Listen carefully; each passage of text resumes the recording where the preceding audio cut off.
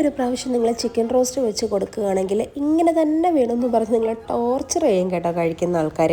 അപ്പോൾ നമുക്ക് നോക്കിയാലോ. കുറച്ച് ചിക്കനിലോട്ട് മഞ്ഞൾപ്പൊടിയും ജിഞ്ചർ ഗാർലിക് പേസ്റ്റും ചേർത്ത് ഉപ്പും ആവശ്യത്തിന് ചേർത്ത് നന്നായിട്ടൊന്ന് മാരിനേറ്റ് ചെയ്ത് ഒരു ഹാഫ് ആൻ അവർ നമുക്ക് മാറ്റി വയ്ക്കാം.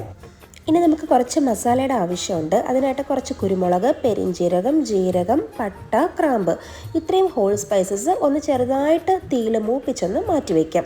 ഇനി ചൂടാറുമ്പോൾ ഇതൊക്കെ പൊടിച്ചെടുക്കാനുള്ള കാര്യങ്ങളാണേ. ചെറിയ തീയിലിട്ട് വറുക്കാനായിട്ട് നോക്കുക, ഇതൊന്നും കരിഞ്ഞു പോകാൻ പാടില്ല. ഇനി ഒരു അയൺ കടായി എടുക്കുക, അല്ലെങ്കിൽ ഒരു നോൺ സ്റ്റിക്ക് പാൻ എന്തായാലും. ഒരു സ്പൂൺ നെയ്യും കുറച്ച് വെളിച്ചെണ്ണയും കൂടെ ചേർത്തതിന് ശേഷം നമ്മൾ നേരത്തെ മാരിനേറ്റ് ചെയ്ത് മാറ്റി വെച്ചിരിക്കുന്ന ചിക്കൻ നമുക്കൊന്ന് ഫ്രൈ ആക്കി എടുക്കാം.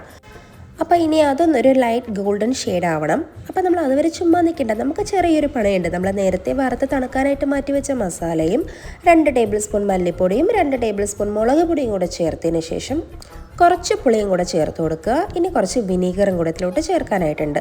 ഇനി ഇതെല്ലാം കൂടി നന്നായിട്ട് നമുക്കൊന്ന് അരച്ചെടുക്കാം.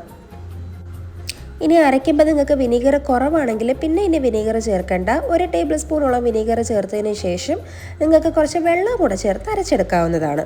അപ്പം നമ്മുടെ ചിക്കനൊക്കെ ആ ടൈമിൽ ഫ്രൈ ആയി കിട്ടിയിട്ടുണ്ട്. ഇനി അതേ എണ്ണയിൽ തന്നെ നമുക്ക് നേരത്തെ നമ്മൾ അരച്ച് വെച്ചിരിക്കുന്ന മസാലയെ ചേർത്ത് കൊടുക്കാം. ഇനി ഇതിലോട്ട് കുറച്ച് വെള്ളം കൂടെ ചേർത്ത് കൊടുത്ത്, നിങ്ങൾ അരയ്ക്കുമ്പോൾ നിങ്ങളുടെ പേസ്റ്റ് ലൂസ് ആണെങ്കിൽ നിങ്ങൾ വെള്ളം ചേർത്ത് കൊടുക്കണ്ട. അപ്പോൾ എൻ്റെത് കുറച്ച് ഡ്രൈ ആയതുകൊണ്ടാണ് ഞാൻ വെള്ളം ചേർത്ത് കൊടുക്കുന്നത്.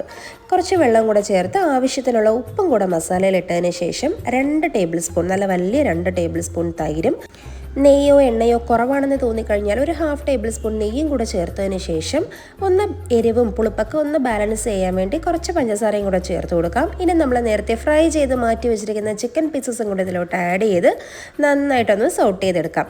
അപ്പോൾ ആ അരപ്പൊക്കെ നിങ്ങൾക്ക് ഡ്രൈ ആയിട്ട് കിട്ടണമെങ്കിൽ അങ്ങനെ ചെയ്യാം.